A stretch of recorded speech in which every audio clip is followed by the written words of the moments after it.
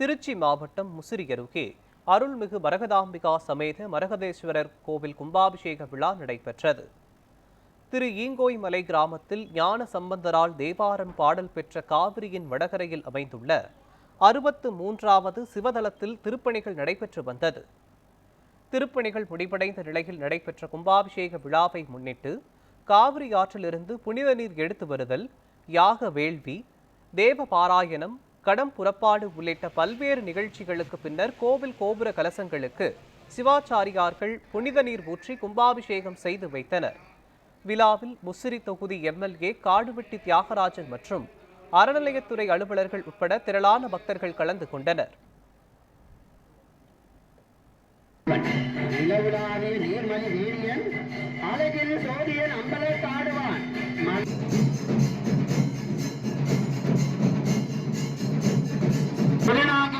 ஆந்திர மாநிலம் காலகஸ்தி கும்பகோணம்